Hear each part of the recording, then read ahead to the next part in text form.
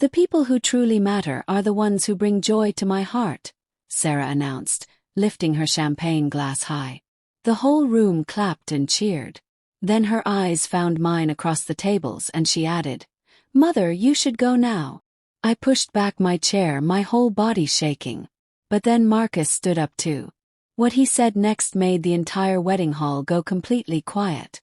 Before we continue, first let me thank you for watching Granny's Voice.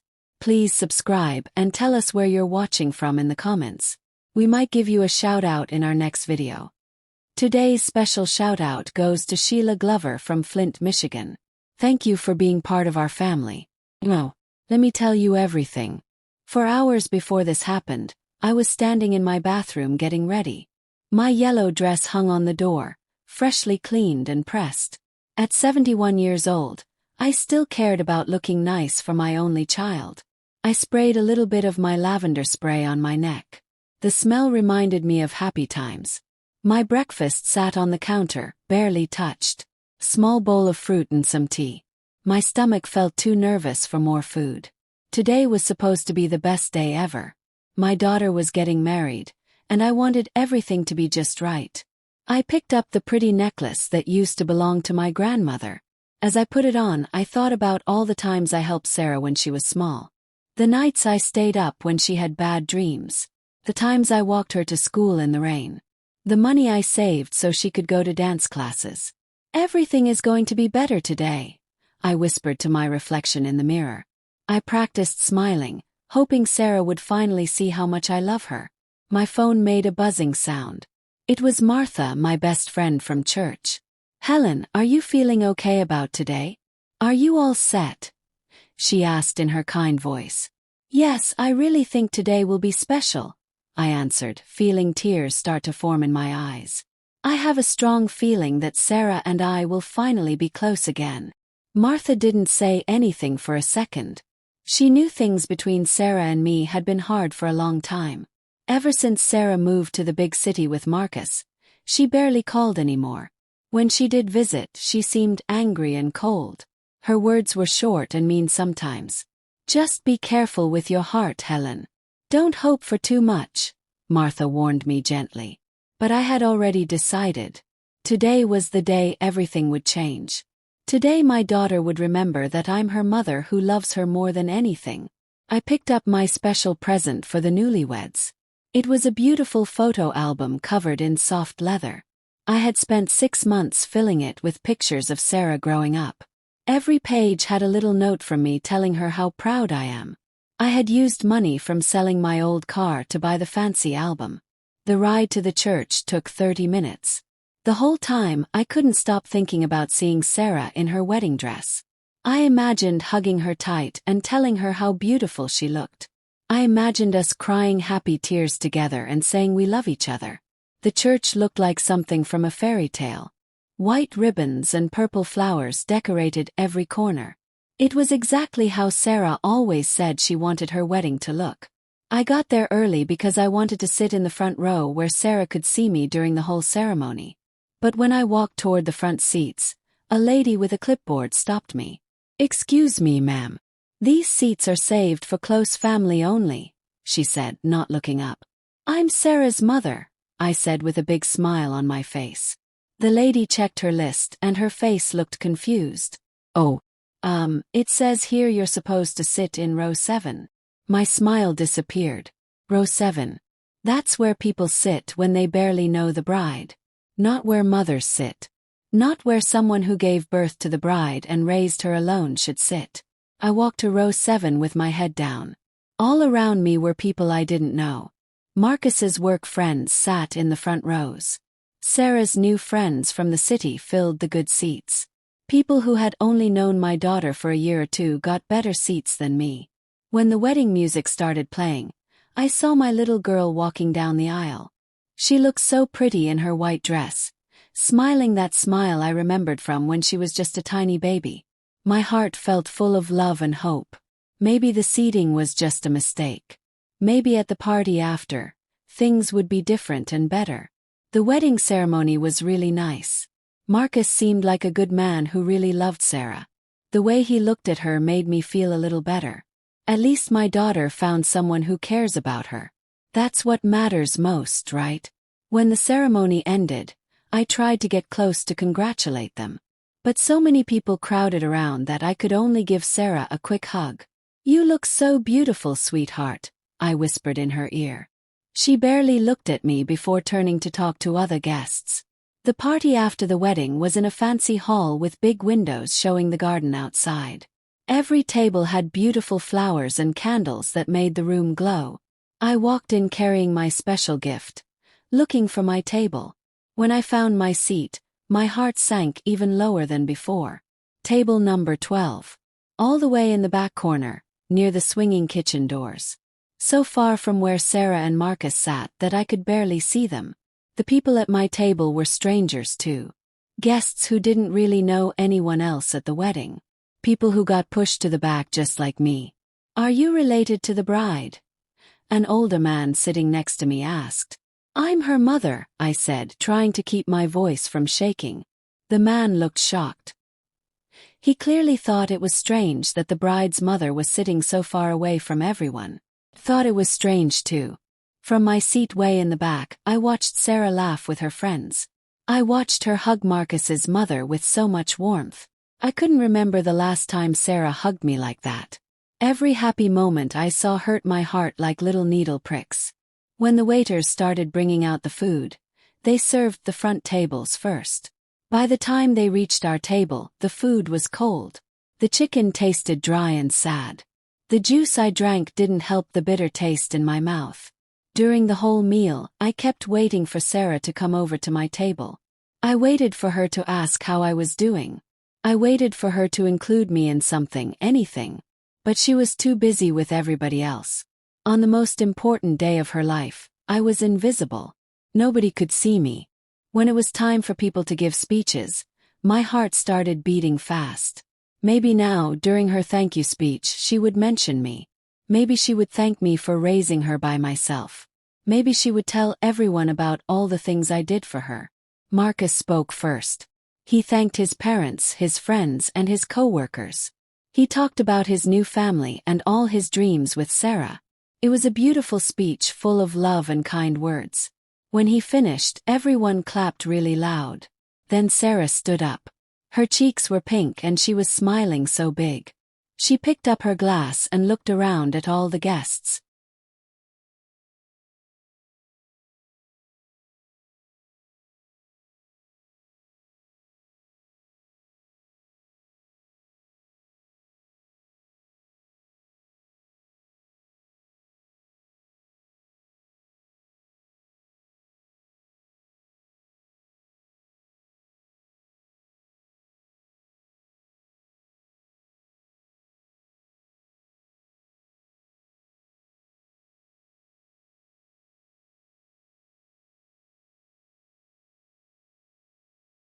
"I want to thank all the wonderful people who are here with me today," she started. "The friends who became like brothers and sisters. The co-workers who became like family." I held my breath, waiting. This was it. She was about to mention me. "I've learned something important," she continued. "Family isn't always the people who are related to you by blood." Something inside my chest felt like it was breaking into pieces. Real family are the people who choose to stand by you, who help you grow, who make you feel happy and supported. Her words hit me like rocks being thrown at my face. Every sentence felt like she was pushing me away. Every smile she gave was like a slap. "The people who truly matter are the ones who bring joy to my heart," she said, raising her glass even higher. All the guests clapped and cheered loudly. "The ones who celebrate when good things happen to you. Who push you forward instead of holding you back." I kept waiting and hoping. Maybe at the end of her speech, she would say something about me. Just one nice word that would make sitting in the back worthwhile. But then her eyes locked onto mine. For the first time all day, she was really looking directly at me. And what I saw in those eyes wasn't love or thankfulness. It wasn't even nothing. It was pure meanness. "And I also want to say," she continued without looking away from me, "that some people don't belong at special moments like this. Some people only bring sadness and negative feelings into our lives. The whole hall became silent. Everyone's heads turned to look at me because it was obvious who she was talking about.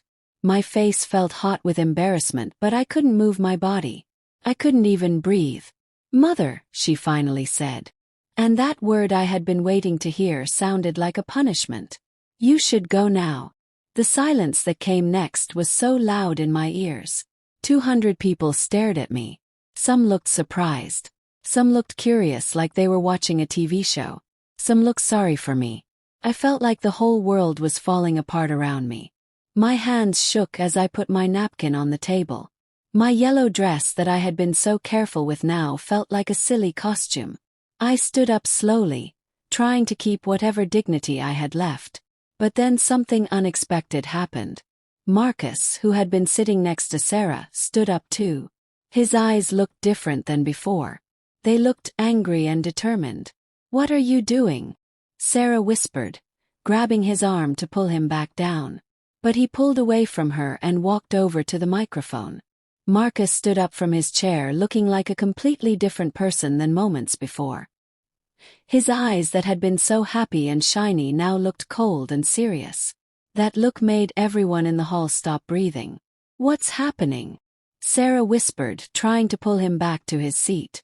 But Marcus broke free and walked straight to the microphone. His black suit looked perfect, but his face showed he was very upset about something. He picked up the microphone with steady hands and looked right at my daughter. "Sarah, before your mother leaves, everyone here needs to know some things. True things."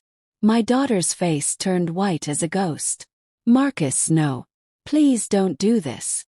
"Don't do what?" "Tell the truth." His voice echoed through the whole hall. "Because I found out the real truth about your mother. And I think everyone should hear it." I was still standing by my table in the back, not knowing if I should stay or go. My legs felt like jelly and I had to hold the chair so I wouldn't fall down. All the guests were staring at us like we were actors in a movie.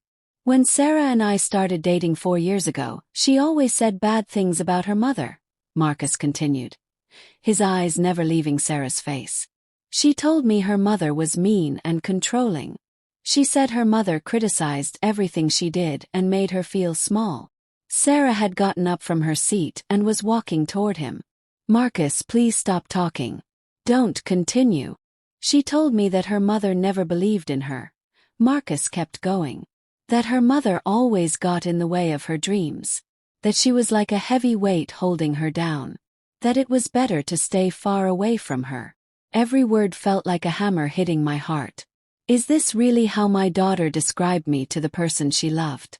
Is this what she had been saying about me for all these years? "I believed everything she told me," Marcus continued. "I trusted her because she was going to be my wife. I thought I knew who she really was. But 2 months ago, I decided to find out the truth for myself." Sarah had reached him and was trying to grab the microphone from his hands. "Stop this right now. This is our wedding day." "Exactly, Sarah. Our wedding. And I can't marry someone who lies like you have been lying." The hall went completely quiet. Even the waiters stopped moving. Everyone wanted to hear what Marcus had discovered. "I went to visit Mrs. Martha, Helen's best friend from church," he continued, pointing at me. "I wanted to hear the full story before I got married. And what I learned shocked me completely. Martha, my dear friend, had talked to him. I felt scared and hopeful at the same time. What could she have told him? It turns out Helen is not the mean woman Sarah told me about. She's actually a woman who lost her husband when Sarah was only 10 years old. A woman who worked 2 jobs, sometimes 3, just to keep food on the table." Marcus walked to the middle of the hall, still holding the microphone. Sarah followed him with tears running down her face, but she didn't look angry anymore. She looked desperate and afraid. Helen sold her jewelry, her furniture, even her wedding rings to pay for Sarah's private school. She worked cleaning houses during the day and washing dishes at restaurants at night. Whatever it took so Sarah could have everything she needed. I put my hands over my chest. I couldn't breathe right. I couldn't believe Marcus knew all these things about my life. When Sarah finished high school, instead of saying thank you, she moved far away to the city. She left Helen all alone after this woman had given up her whole life for her. "Theodore, please stop," Sarah cried out. But he didn't stop talking. "And in the 4 years we've been together, do you know how many times Sarah visited her mother? How many times she called just to say hello and ask how she's doing?" The silence was so thick you could almost touch it. 4 times. Just 4 times in 4 whole years. And whenever Helen called her, Sarah rejected the call or let it go to voicemail. Every text message Helen sent, Sarah ignored or gave short, cold answers. Tears started rolling down my cheeks and I couldn't stop them. All those times I called and she didn't answer. All those messages I sent that she never really responded to. He knew about all of it. But what really broke my heart, Marcus continued, was learning that Helen kept sending Sarah money during her first 2 years in the city. Money she needed for her own bills, her own medicine, her own food. Sarah had stopped moving in the middle of the hall. She wasn't trying to stop Marcus anymore. She just stood there in her white dress that didn't look beautiful anymore, crying silently. And when Sarah finally got a good job, do you know what she did? She told her mother she didn't need her anymore. That it was time for them to live separate lives.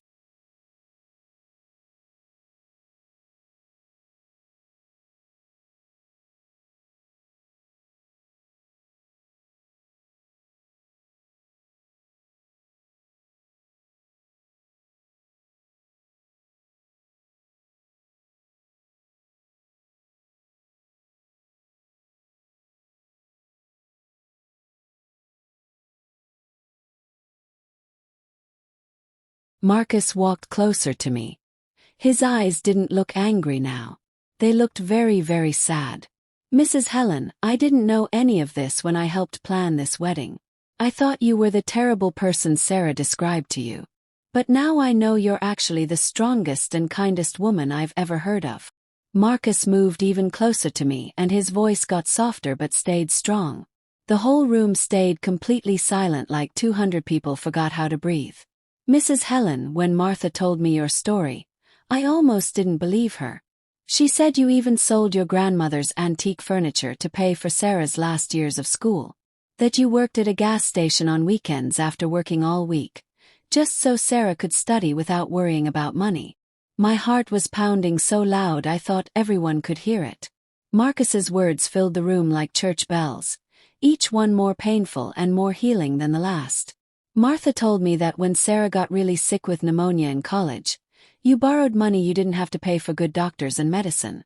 That you stayed awake for 4 days straight taking care of her in the hospital." Sarah was crying harder now. But these weren't tears of sadness. These were tears of shame and guilt and panic. Her perfect makeup was all smudged and messy. Her wedding dress didn't look like a symbol of new beginnings anymore. It looked like a costume for a lie that was falling apart. "Martha also said you never dated anyone after Sarah's father died. Never had another partner because you said being a good mother was more important. That you said no to men who wanted to marry you because they didn't want to put Sarah first like you did." Every word from Marcus felt like medicine on my wounds. For the first time in so many years, someone saw what I had sacrificed. Someone understood what it meant to raise a child all by yourself. "And you know what else Martha told me?" Marcus continued, now walking back toward Sarah. "She said Helen keeps every single picture of Sarah from when she was a baby until now. That she has a whole wall in her small apartment covered with photos of Sarah's achievements. Every certificate, every award, every important moment." Sarah sobbed even louder. She knew it was true. She knew that in my tiny apartment, one whole wall was like a shrine to her life. "Martha said Helen talks about you with pride to everyone she meets. That she tells her neighbors her daughter went to college. That she has a good job in the city. That she's marrying a wonderful man. That despite everything, Helen loves you without any conditions or limits." Marcus stopped right in front of Sarah and looked at her with hard eyes. His voice got sharper. "But what hurt me most to learn, Sarah, was that when I proposed to you and asked if you wanted to invite your mother, you told me she didn't deserve to be at our special day. You said she was bitter and would only cause problems." The silence got even heavier. Some guests started whispering to each other, but most kept watching like we were characters in a play. I insisted we invite her because I thought maybe you two could make peace. But you put her at the worst table in the back corner like she was a stranger. You gave her the worst seat in this whole building. Sarah tried to speak, but the words wouldn't come out of her mouth. She could only cry and shake her head back and forth. And now, during your own wedding speech, you humiliate her in front of everyone. You kick her out like she's an unwanted guest when she's the woman who gave up her entire life for you. Marcus turned to face me again. Mrs. Helen, I cannot marry a woman who treats her own mother this way. I cannot start a family with someone who shows this much cruelty to the person who loved her most in the world. Sarah let out a sound like a hurt animal. No, Marcus, please don't leave. We can fix this.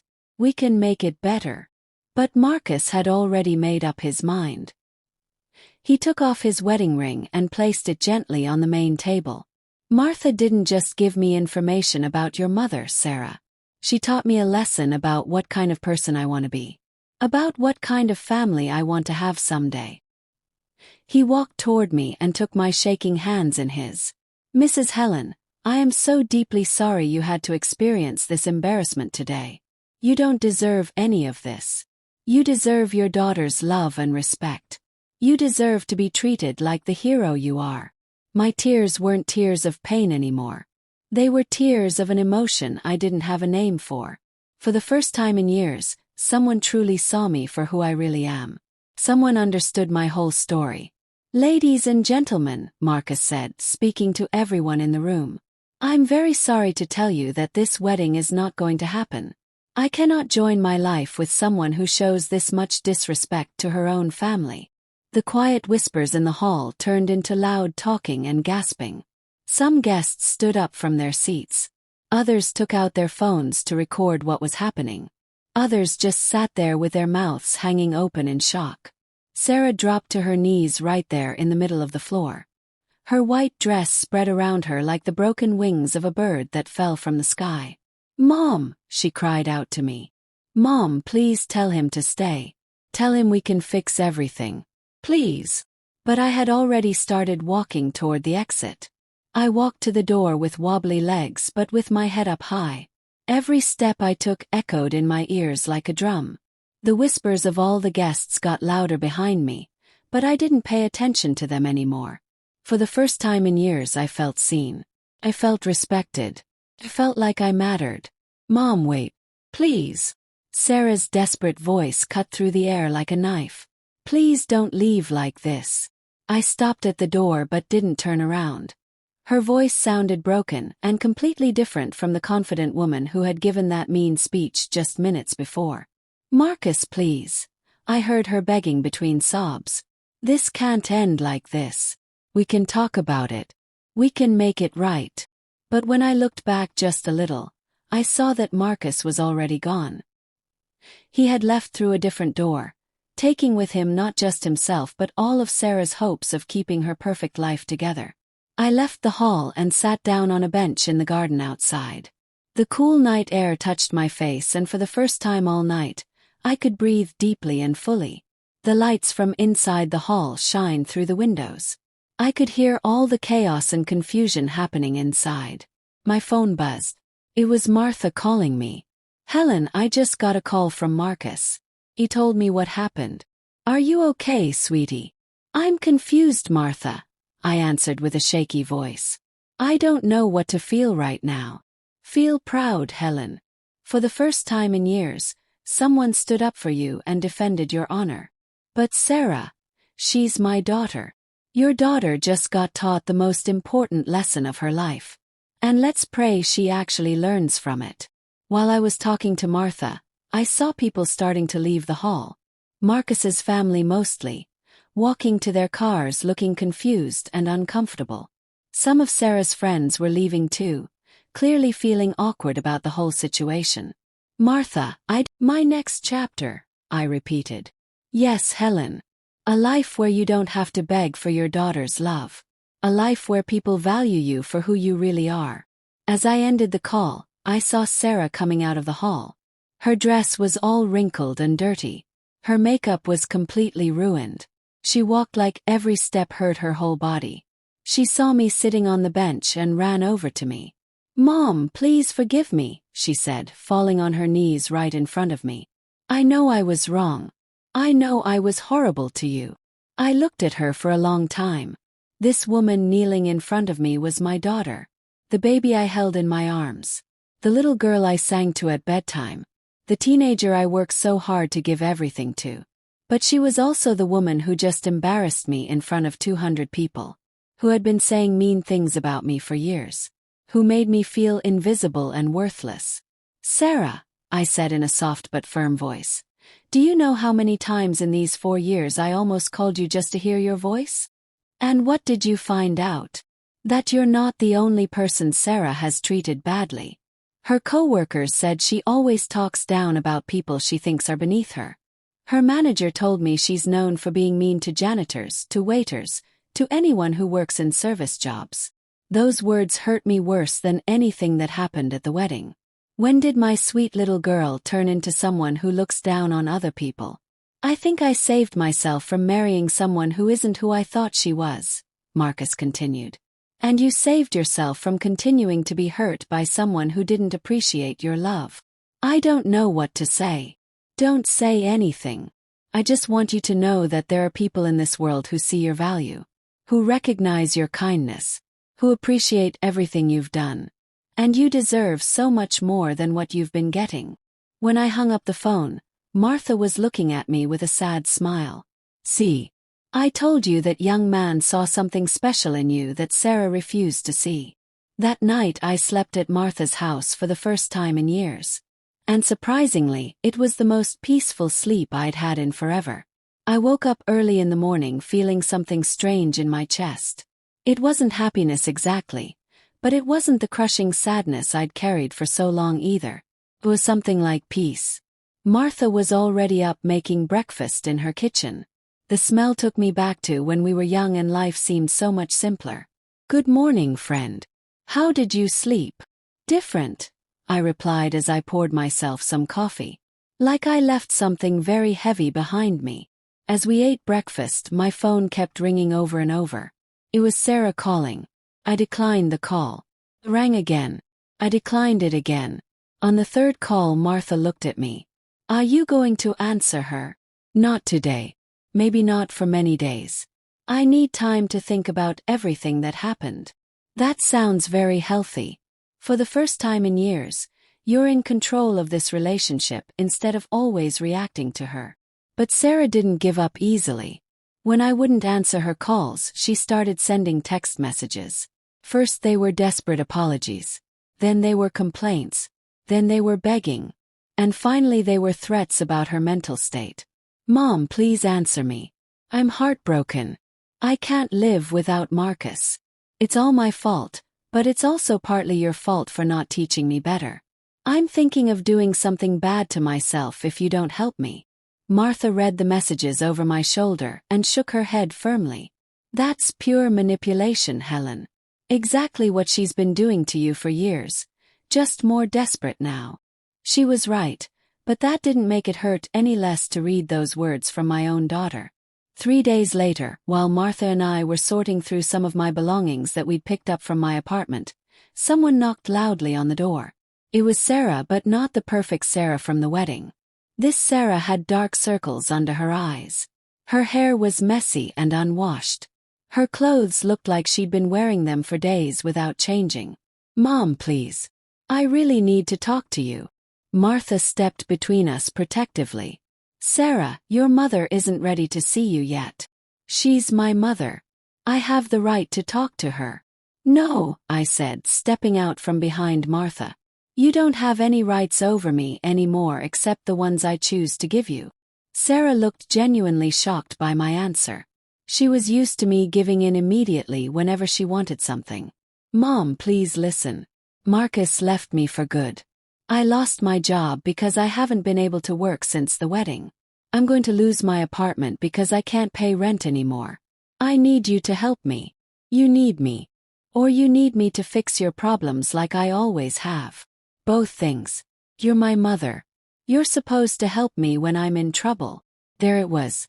The expectation that I should rescue her without her giving anything back in return. The same toxic pattern that had controlled our relationship for years. Sarah, in these 3 days, have you once asked yourself how I feel? How that public humiliation affected me? She went quiet, clearly never having thought about that. Have you wondered if I'm suffering too? If I also need emotional support after finding out my only daughter has been talking badly about me for years? Mom, No, Sarah. For years you've trained me to put your needs before mine. To sacrifice my well-being for yours. But not anymore. What do you mean by that? I mean that if you want any kind of relationship with me, it's going to be on my terms now. You're going to have to prove to me that you value having me in your life, not just what I can do for you. I'm asking for your forgiveness. No, you're asking for a rescue. There's a very big difference between those two things. Martha put a supportive hand on my shoulder, a silent way of saying she agreed with me. Sarah, I continued, if you really want my forgiveness, you're going to have to work hard to earn it. You need to show me that you understand the damage you did and that you're willing to change who you are. How? What do you want me to do? First, I want you to go to therapy. A real therapist who can help you understand why you're capable of treating people who love you so badly. That's ridiculous and unnecessary. Second, I want you to think about why you really lost Marcus. It wasn't because I ruined your wedding.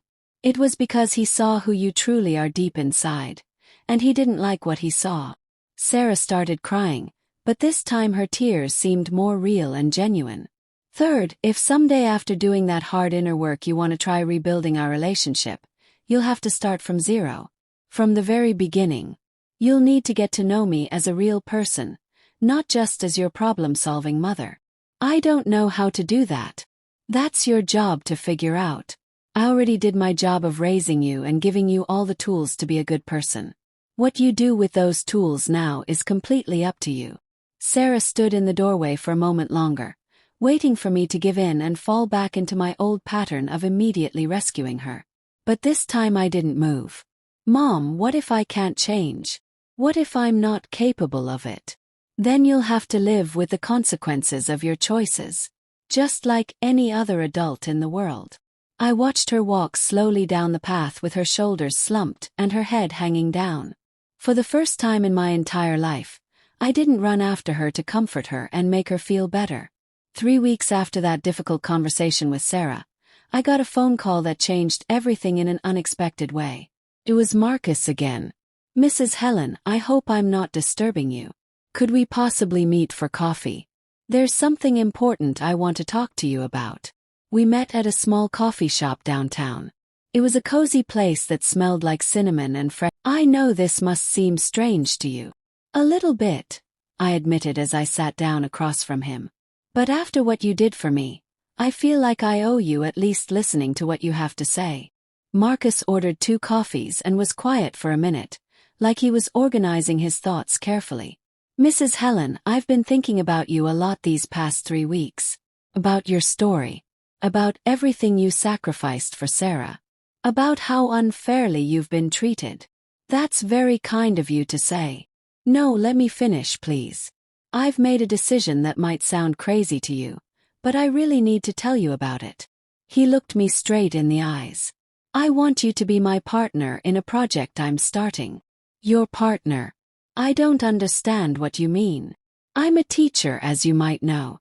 But I've always had a dream of creating a community learning center for older women who've been through situations similar to yours.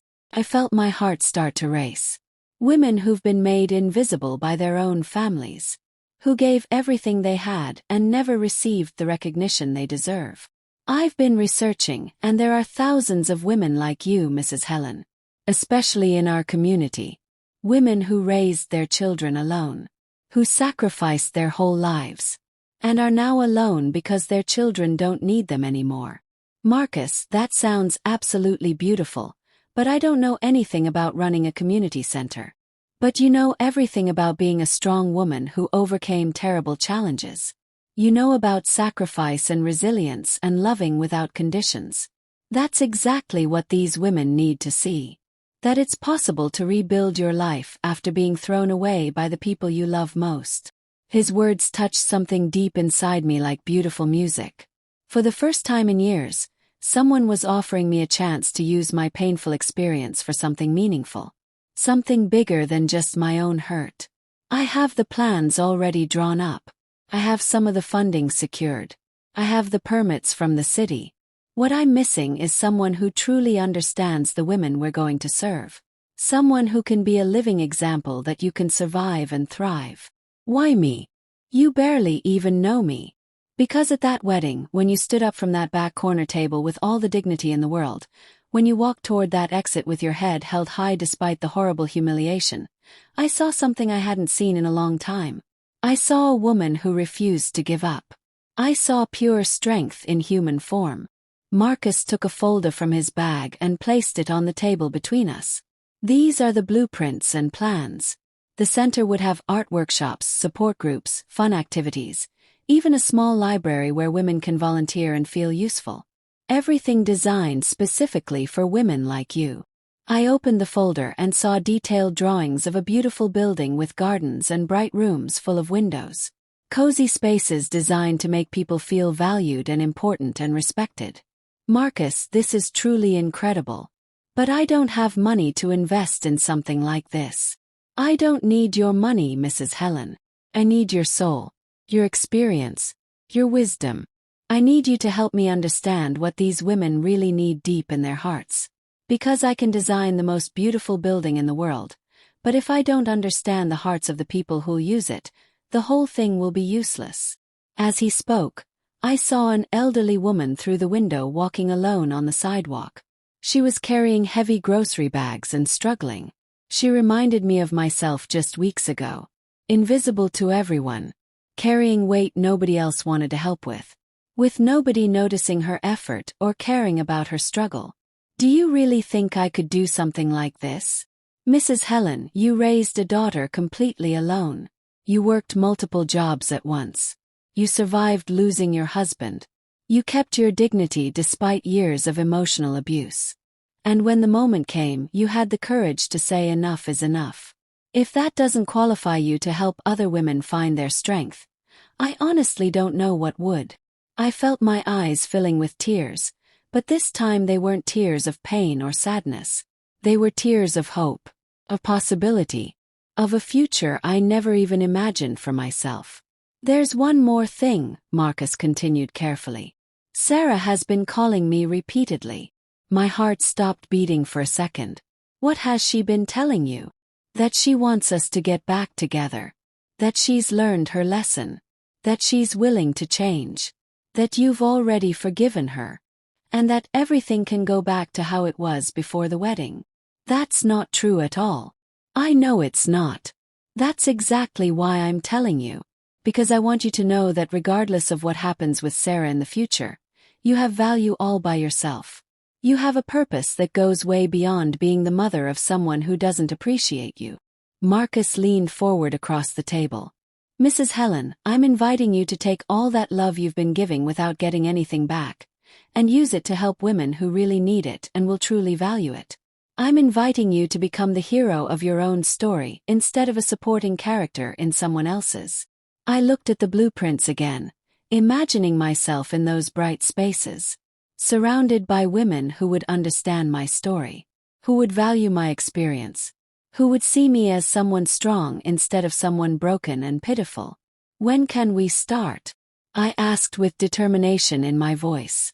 7 months later, I stood in front of the mirror in my new small apartment, getting ready for the grand opening of the Hope Springs Community Center.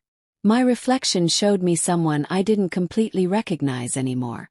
My hair was cut in a modern shorter style that Martha had suggested.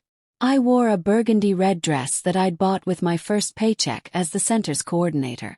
And for the first time in years, my eyes sparkled with something I'd forgotten even existed. Purpose and meaning. The center had grown faster than any of us imagined possible. In 4 months, we'd helped 56 women find jobs. 34 had completed skills training workshops.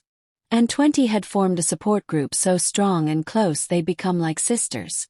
But the most beautiful part was watching each of them recover something they thought was lost forever. Their dignity and self-worth. "Ready for your big day?"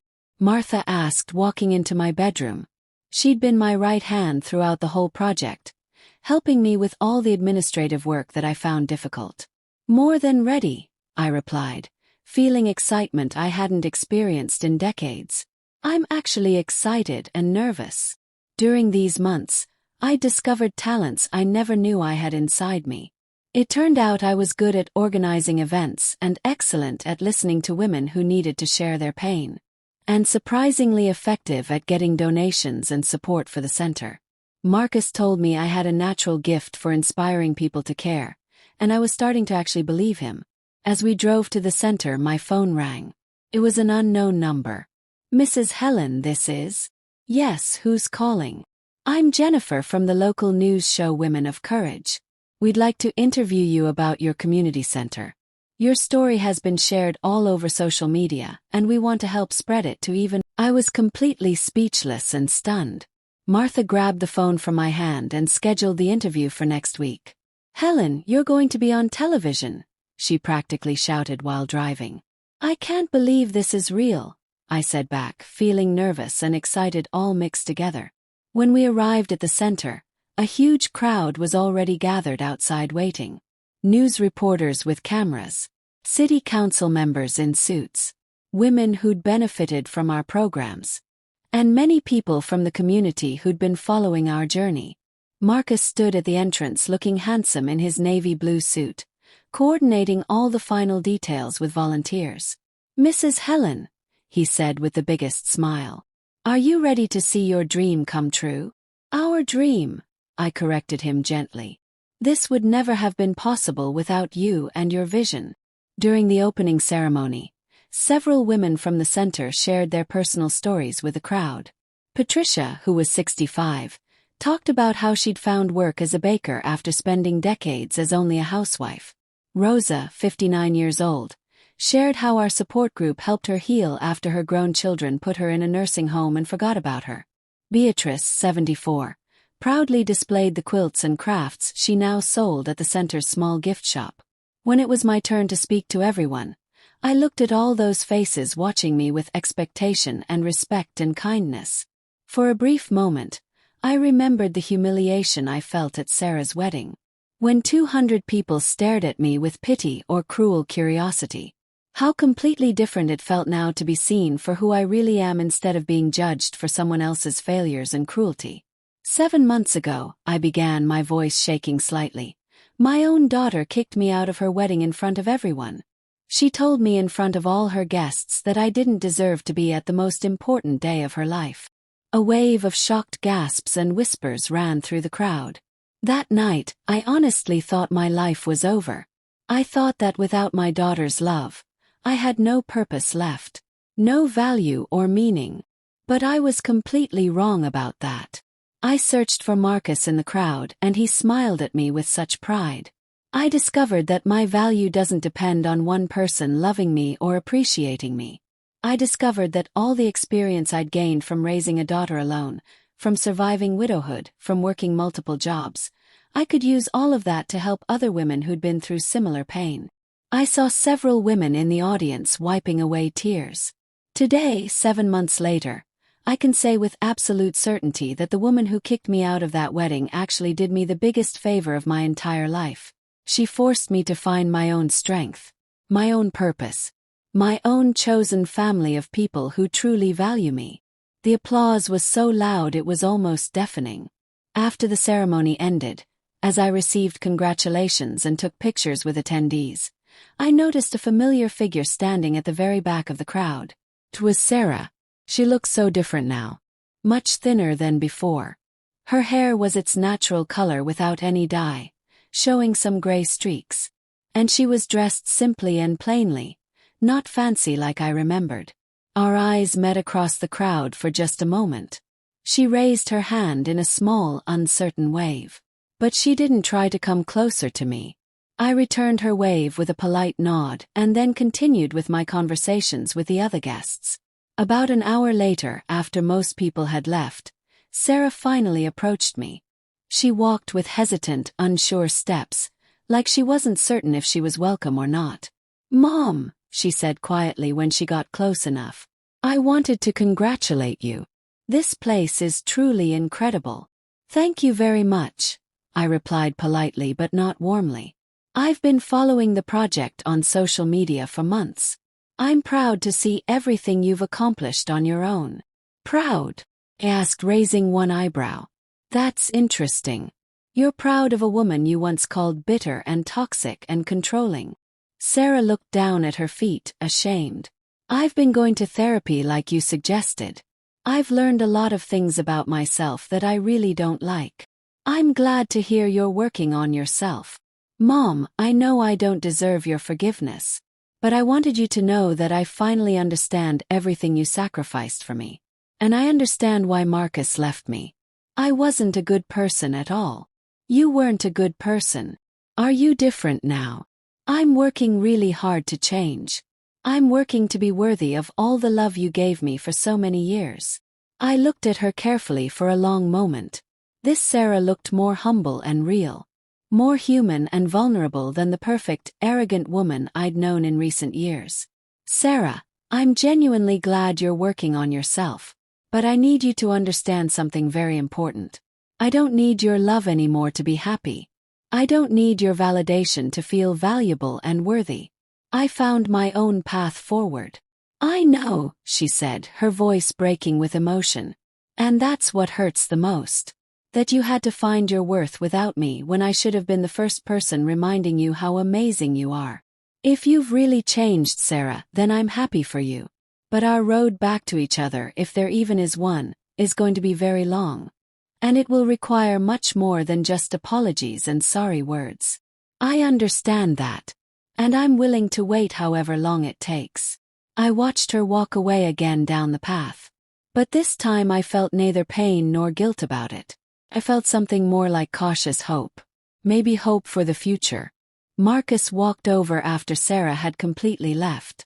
"How does it feel?" he asked me gently. "Like I'm a free woman," I replied with certainty. "Like someone who finally understands that her story doesn't end when someone else rejects her. It only truly begins when she decides to write her own ending." That night, as I locked up the center after the best day of my entire new life, I looked at the bronze plaque we'd mounted at the entrance. Hope Springs Community Center, where every woman can discover it's never too late to start over.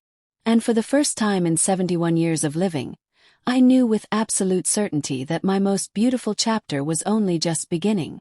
3 years after the grand opening of Hope Springs Community Center, I sat in my office looking over statistics that filled my heart with such pride.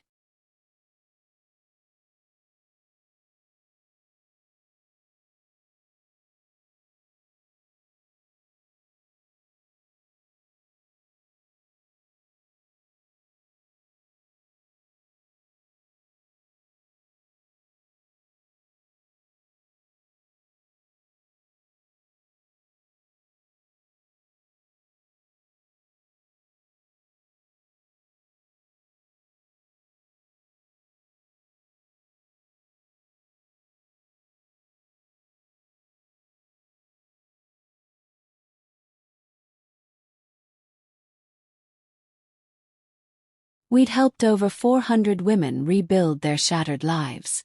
We'd opened 3 more centers in neighboring towns and cities.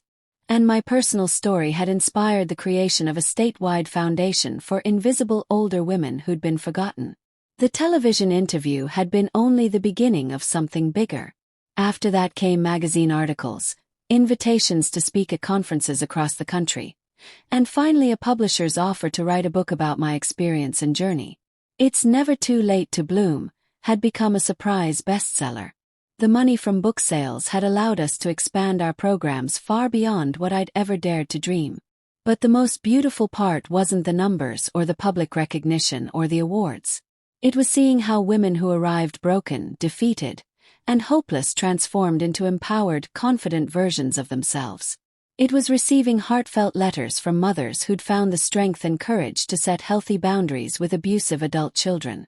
It was knowing that my pain and suffering had served to heal the pain of so many others. That afternoon, as I was preparing my keynote presentation for an international conference on successful aging, where I'd been invited as the main speaker, Martha walked into my office with a mysterious smile on her face. "Helen, you have a very special visitor waiting downstairs. Who is it this time?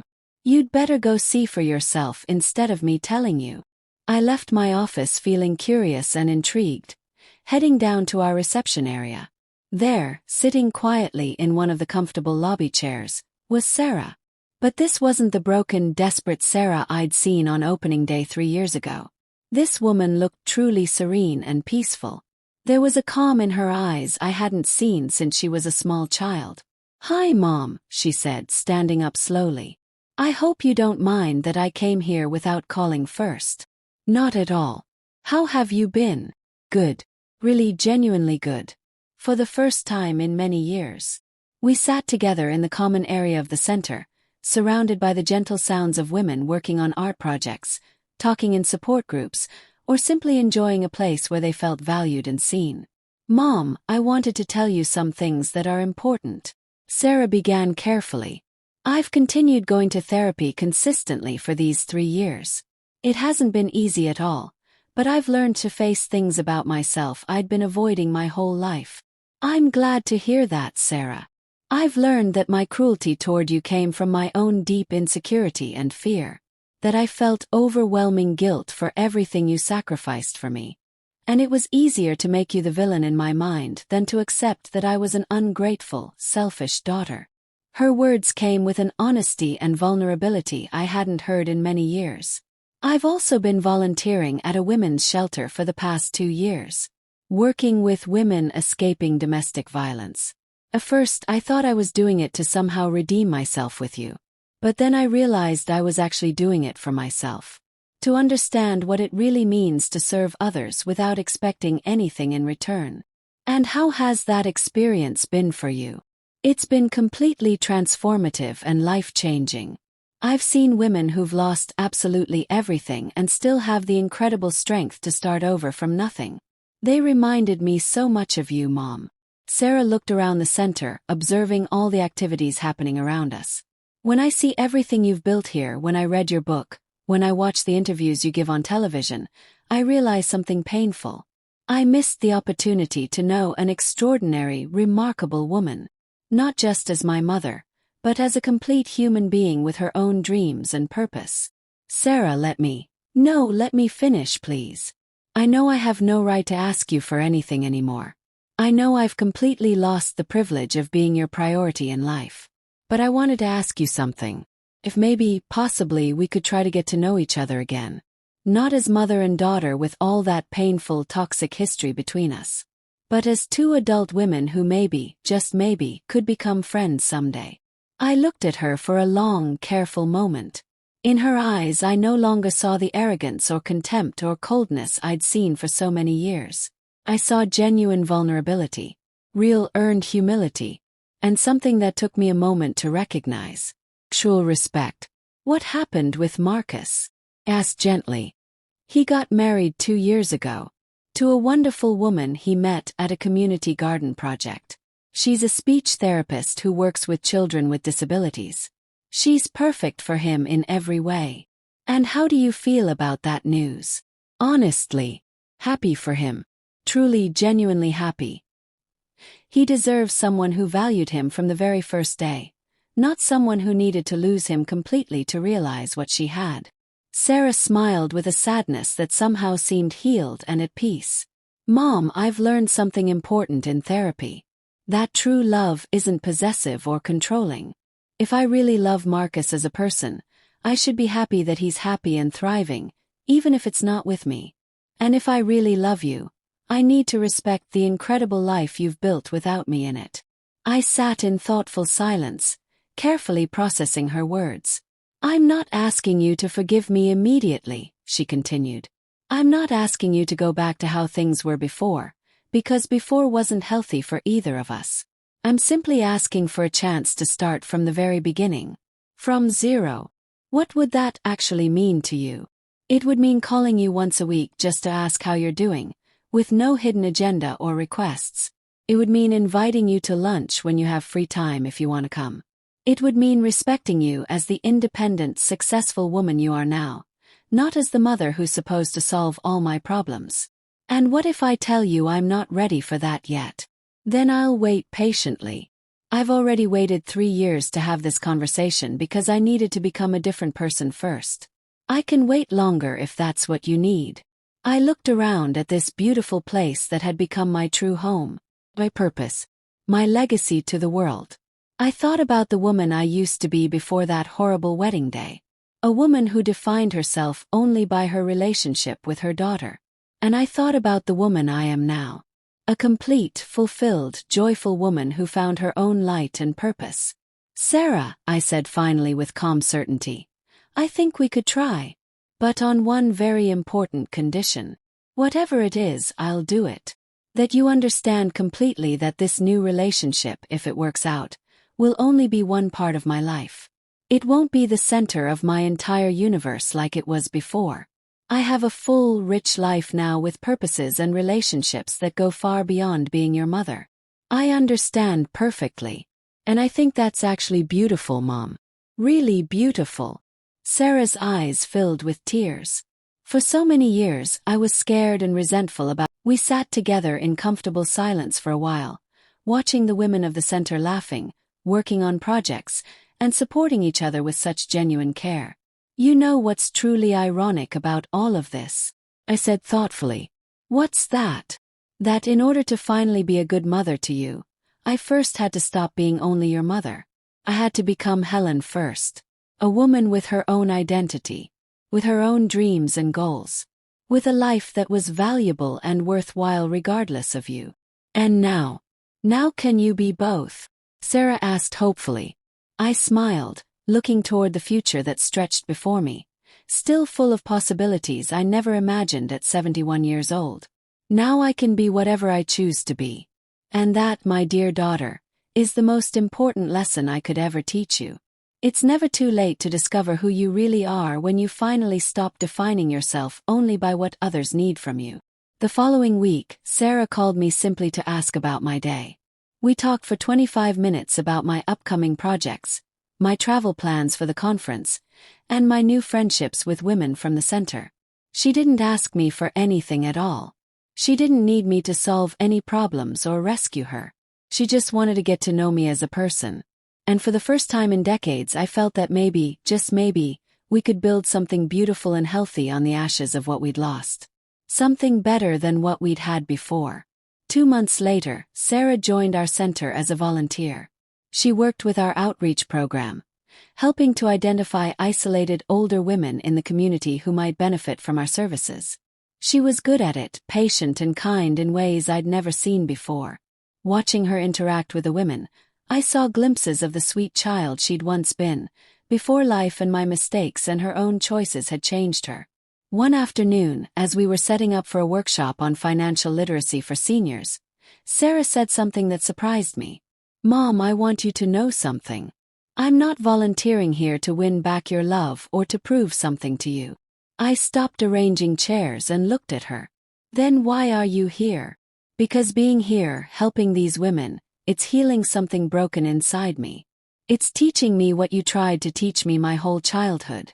That the greatest joy comes from giving, not from taking. I felt tears prick my eyes. And I'm learning it from you all over again.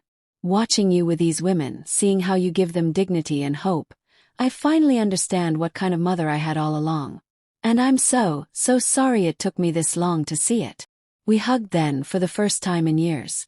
A real hug, not the obligatory kind. And something inside me that had been tightly closed began, very slowly, to open just a little. Marcus visited the center regularly too, always bringing new ideas and enthusiasm for expansion.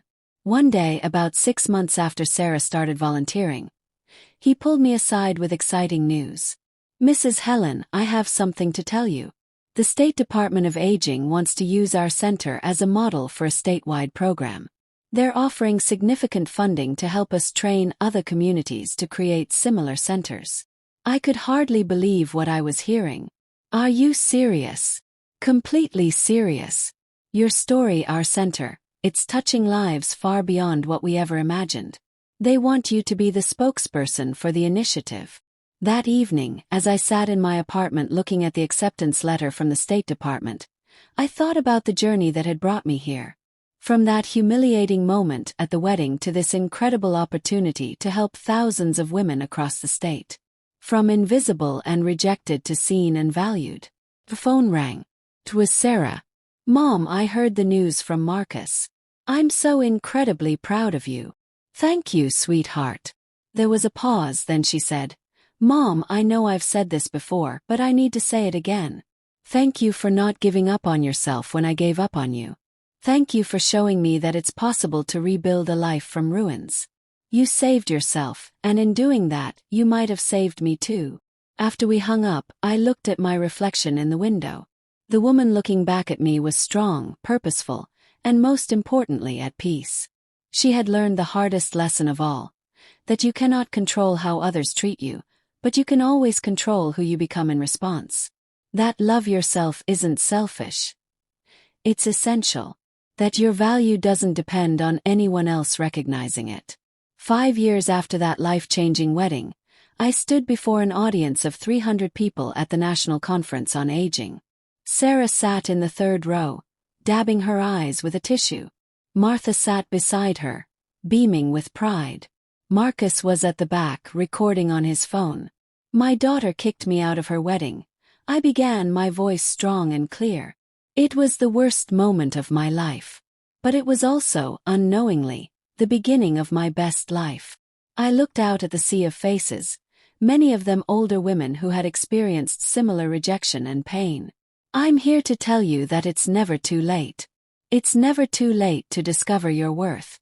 It's never too late to build a life that matters. It's never too late to bloom." The standing ovation lasted for 3 full minutes. As I left the stage, Sarah was waiting. She hugged me tight, whispering, "I'm so proud to be your daughter." And I whispered back, "I'm proud to be your mother."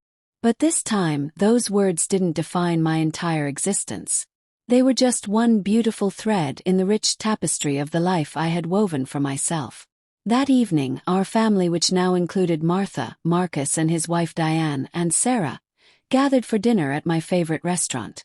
We laughed, shared stories, and made plans for the future. Looking around the table, I realized something profound. This was my chosen family. Some related by blood, some by friendship, some by shared purpose. All connected by genuine love and mutual respect. "A toast," Marcus proposed, raising his glass. "To Mrs. Helen, who taught us all that the end of one chapter can be the beginning of an even better one." "To Mom," Sarah added, her voice thick with emotion, "who never stopped being strong, even when the world tried to break her." "To my best friend," Martha said, squeezing my hand, "who showed me what true resilience looks like."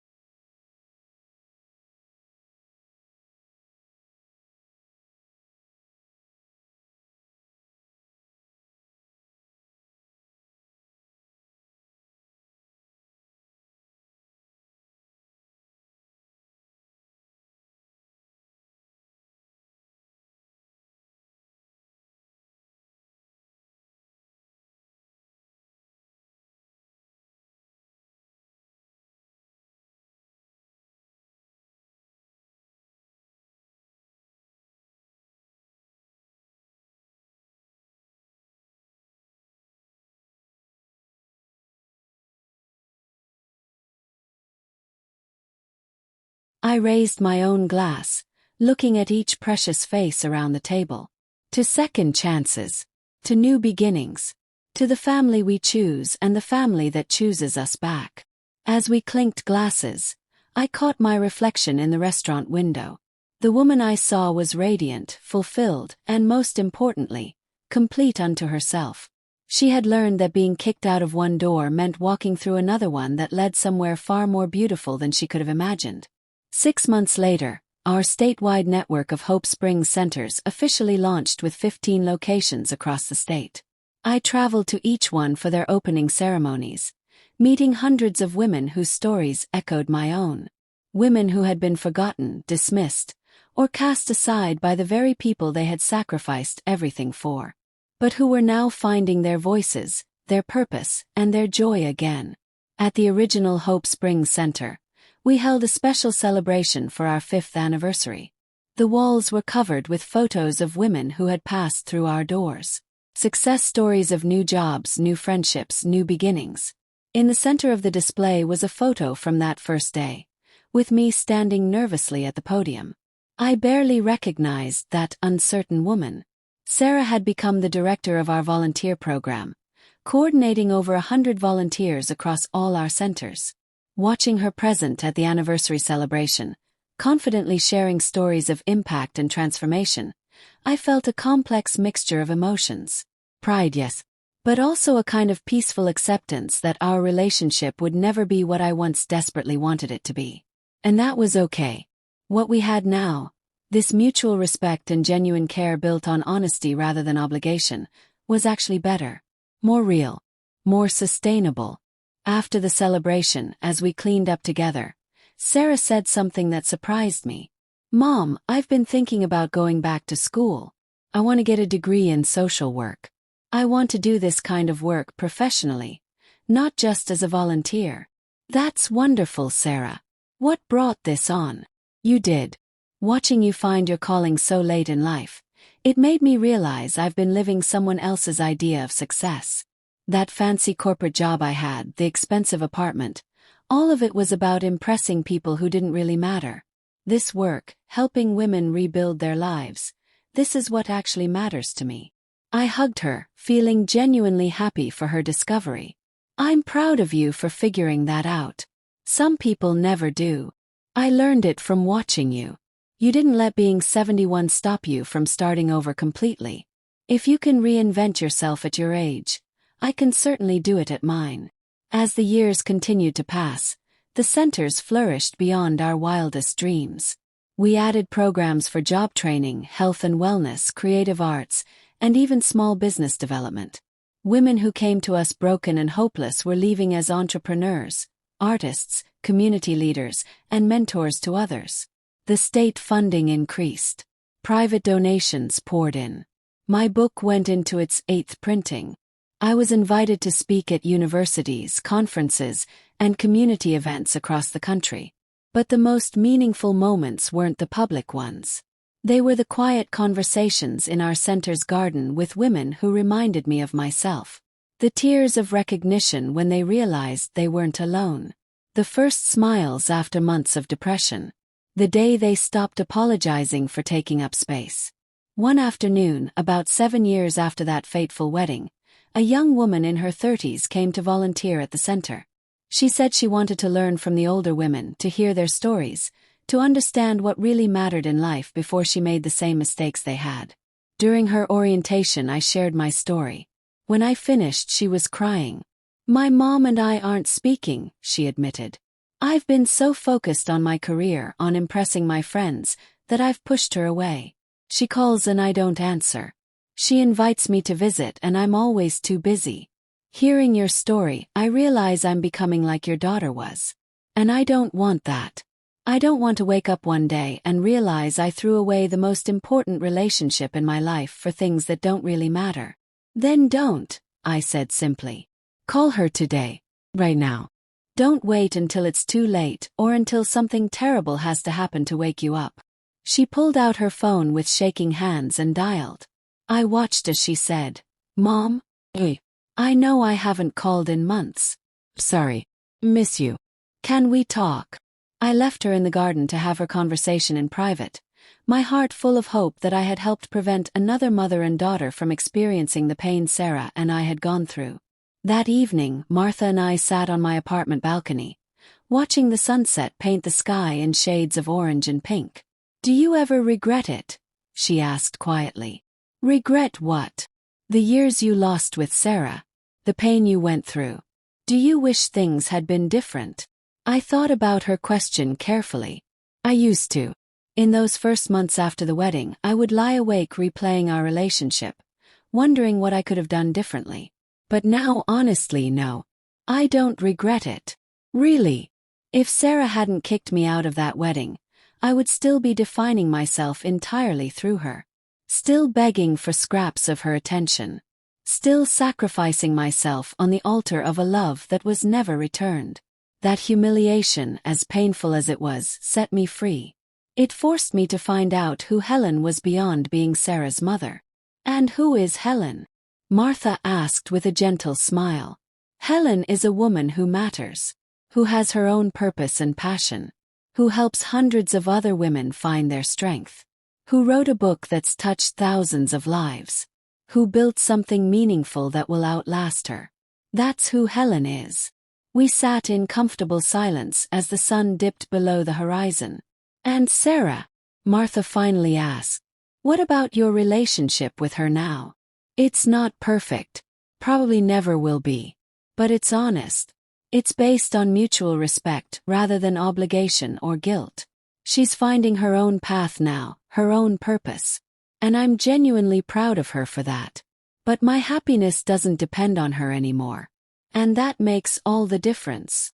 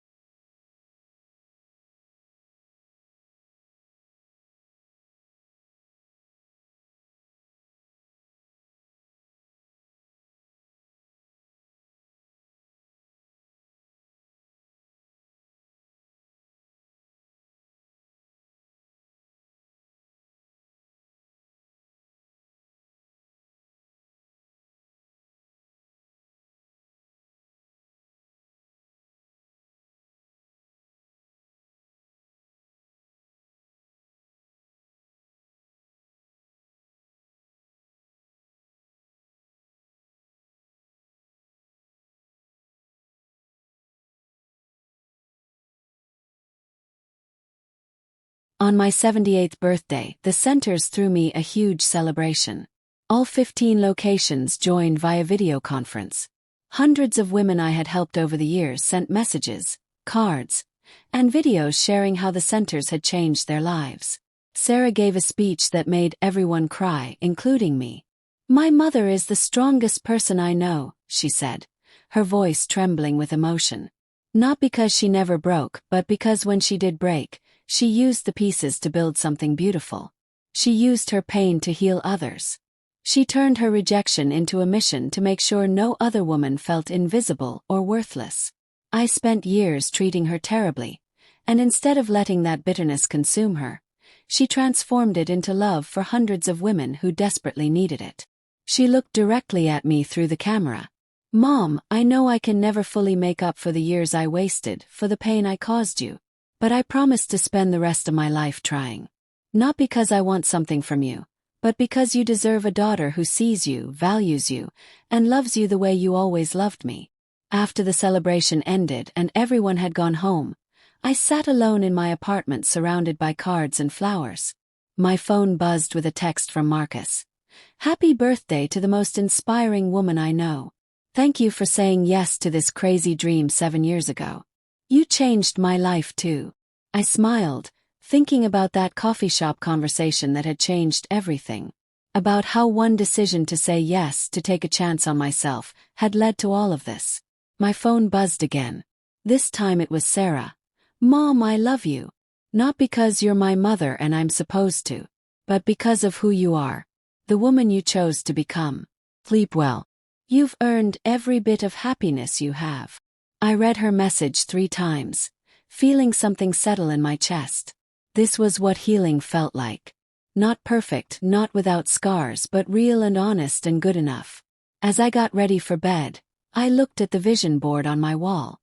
Photos of all 15 centers, pictures of women whose lives had been transformed, newspaper clippings about our programs, and in the center, a small photo from Sarah's wedding. That moment when Marcus stood up and everything changed. I kept it there not to hold on to the pain, but to remember the gift hidden within it. The gift of being forced to find myself. To discover that I was more than someone's mother, someone's daughter, someone's wife. I was Helen, complete and whole all by myself. The next morning, I woke to a beautiful sunrise streaming through my window. I made my coffee, sat at my desk and opened my laptop. The State Department had asked me to write a new training manual for the Hope Springs centers. Chapter 1 was already written. Understanding that your worth is not determined by others. I began typing Chapter 2. The day everything changed. Learning to let go of what no longer serves you. 10 years after the wedding, Sarah got married again. This time to a kind man named David who worked as a teacher at an inner-city school.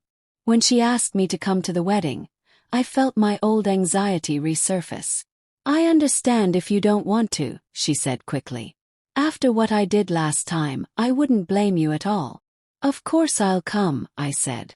"But Sarah, I need you to know something. I'm coming because I want to, not because I need to. Do you understand the difference?" "I do. And Mom, this time you'll be in the front row where you belong. This time everyone will know that you're the most important person in my life besides David. This time I'm going to stand up during my speech and tell everyone about the incredible woman who raised me. About everything you sacrificed. About how you saved yourself when I tried to break you." The wedding was beautiful and simple. Held in a small community garden with just 50 close friends and family. Sarah was radiant in a simple cream-colored dress. And when she gave her speech, she did exactly what she promised. "My mother is here today," she began, gesturing to me in the front row. "And I need to tell you all something. 10 years ago at my first wedding I kicked her out. In front of everyone, I humiliated the woman who gave me life, who sacrificed everything for me, because I was too proud and too foolish to see what I had." The room went completely silent. That decision cost me everything. My fiancé left me at the altar because he realized he couldn't marry someone capable of such cruelty. I lost my job, my apartment, nearly my mind. And I deserved all of it. She was crying now, but her voice stayed strong. But my mother, she didn't let my cruelty destroy her. She used that pain to build something beautiful. She created Hope Springs, a network of centers that has now helped over 2,000 women rebuild their lives. She became an author, a speaker, a hero to hundreds of women who needed someone to show them it's never too late to start over. Sarah walked over to me and took my hands. "Mom, thank you for not giving up on yourself when I gave up on you. Thank you for showing me what real strength looks like. Thank you for letting me back into your life even though I didn't deserve it. And thank you for teaching me through your example that love isn't about control or obligation. It's about respect, honesty, and giving people the freedom to be who they really are." She looked at David. "I'm a better person today because my mother refused to let my toxicity define her. And because of that, I can stand here and promise David that I will spend every day trying to be worthy of his love the way I'm trying to be worthy of hers." There wasn't a dry eye in the garden. After the ceremony, Marcus and his wife Diane came over to congratulate me. "You did it, Mrs. Helen," Marcus said, hugging me tight. "You broke the cycle. Sarah is genuinely different now. Healed. And it's because you chose to heal yourself first." "Thank you, Marcus. Thank you for seeing me when I couldn't see myself. Thank you for giving me a purpose when I thought my purpose was gone." That night, as I lay in bed replaying the day, I realized something profound. The story that began with me being kicked out of a wedding had come full circle. But it hadn't ended where it began. It had spiraled upward into something I never could have imagined. I was no longer the invisible, desperate woman begging for her daughter's love. I was Helen, founder of Hope Springs, author, speaker, mentor to hundreds, friend to many, and yes, mother to Sarah. But mother was just one of many roles that define me now, not the only one. The next morning, I received an email from a major foundation. They wanted to fund a national expansion of Hope Springs, creating centers in 20 more states. They wanted me to lead the initiative. At 78 years old, I was being offered the biggest opportunity of my life.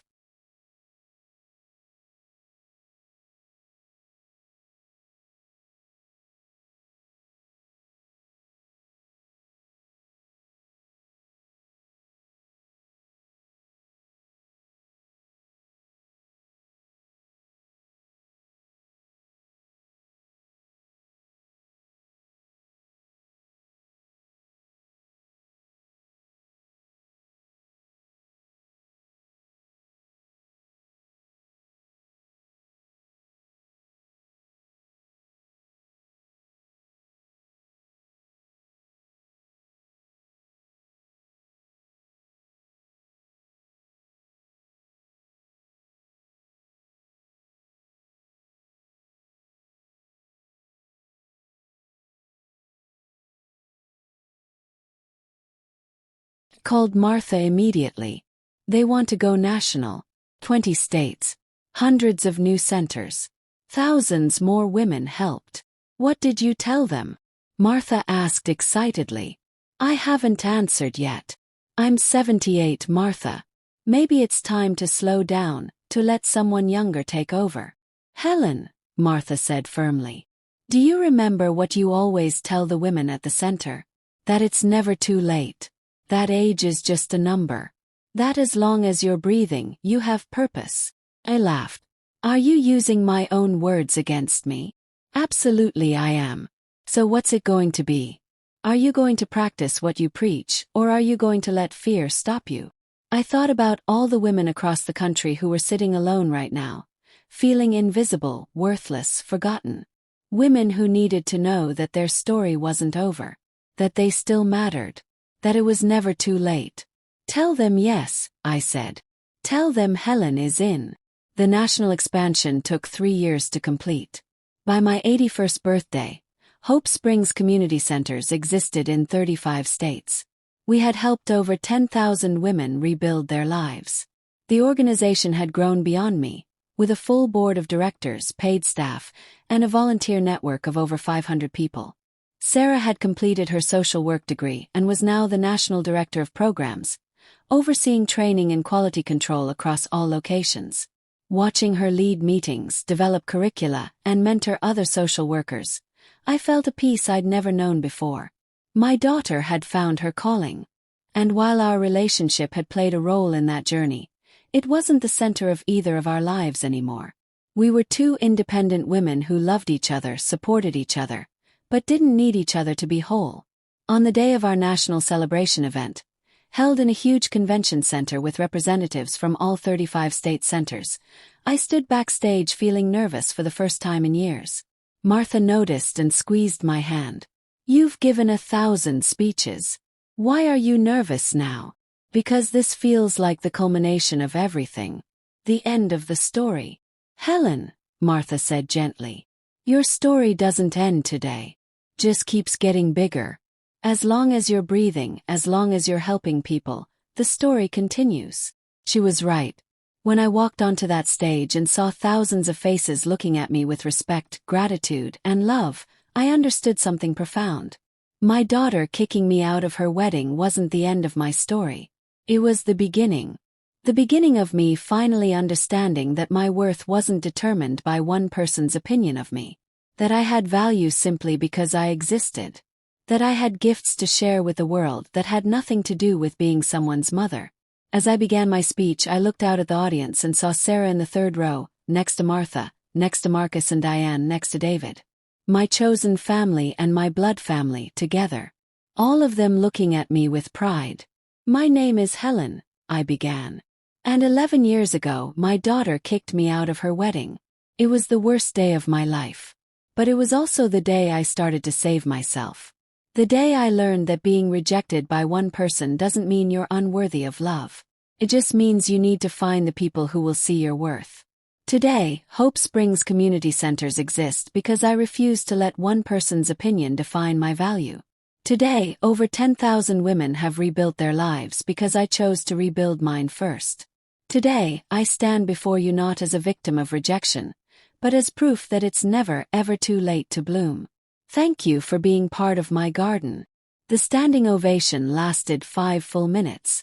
As I left the stage, Sarah was waiting with open arms. We hugged and she whispered, "Thank you for not giving up, Mom. On yourself, or eventually on me." I whispered back, "Thank you for becoming someone worth knowing. I'm proud of who you've become." And I meant it. Our story hadn't ended at that wedding. It had just begun.